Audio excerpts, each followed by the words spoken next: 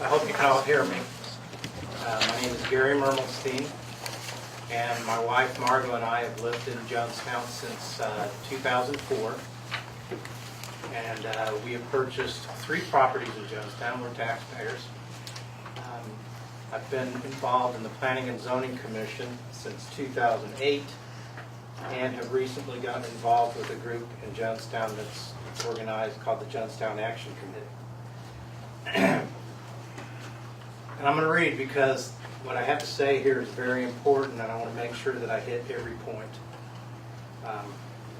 I deliver this message tonight on behalf of concerned citizens of Jonestown and Jonestown Action Committee.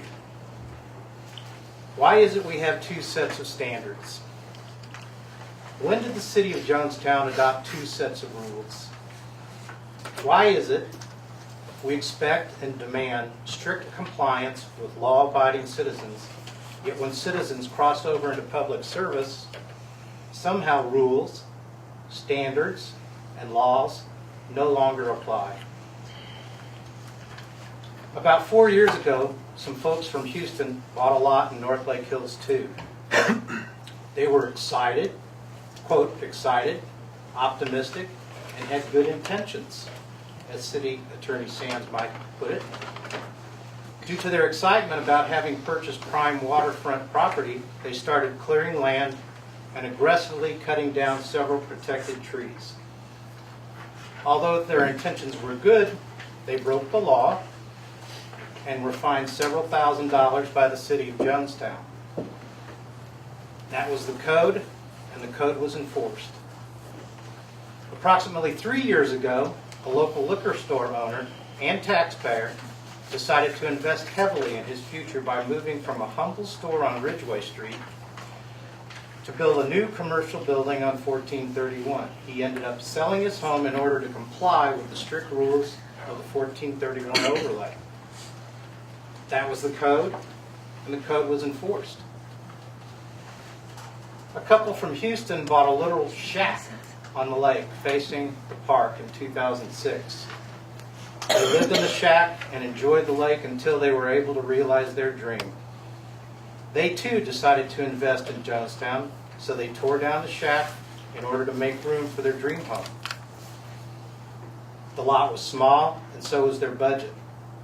Their desire to make an improvement with the new home and at a later date build a garage. Although their intentions were good, as Ms. Sands characterized our leader's intentions, their building plans were rejected because of no garage. That was the code, and the code was enforced.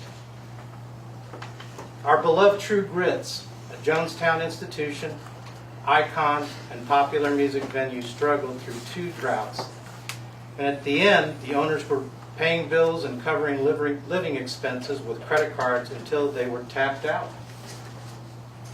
According to True Grits owners, they sunk all their money into a vision that came crumbling down because of a septic system that did not comply. They closed their doors just before Christmas last year, and the building remains empty like many other empty buildings along 1431 in Jonestown. But that was the code, and the code was strictly enforced. I could go on and on, but I won't. Perhaps the rules are too strict. Perhaps the codes should be changed. That's your job. You make the laws. That's what we elected you to do. And like you, we expect the laws to be enforced so we have law-abiding citizens making Jonestown a better place to live. Citizens also expect and demand that you, our lawmakers, respect, obey, and enforce the laws. We expect you to do so despite your, quote, excitement, optimism, and good intentions. And no matter how good your intentions, when any of the elected officials break laws, we insist that the other aldermen fulfill their duty to the citizens and hold the lawbreakers accountable. Elected officials must be held to a higher standard than the citizens who elected them to ensure good and honest government. Jonestown Action Committee's initial complaint of February 9, 2012 cited 4 laws that we allege have been violated by our lawmakers, specifically Dean Armstrong and Alderman Lance Wedell. Number 1, failure to obtain performance and payment bonds. Number 2, failure to obtain competitive bids. Number 3, failure to obtain City Council approval on large expenditures. And number 4, conflict of interest by a councilman. Through our open records requests, interviews, and investigations, we have found and cited ample evidence that these laws and possibly others were violated. According to Paige Sands' letter of March 14, 2012, quote, "It appears from the record that the city did not closely follow all the processes and procedures that it normally follows in handling large contracts," end quote. Those processes and procedures Paige referred to are dictated by law. You entrusted the mayor with contracts, checks, bond requirements, conflicts of interest, but she failed you and the citizens. Lance Wedell had an obvious conflict of interest, and now we know went against the provisions of Attachment K of the ARRA agreement you entrusted the mayor to sign. Lance had his CM Energy's desk within a few steps of the mayor's office, city administrator's office, other CM employees, and his place on the dais. Citizens of Jonestown were dumbfounded and continue to be amazed by the obvious impropriety.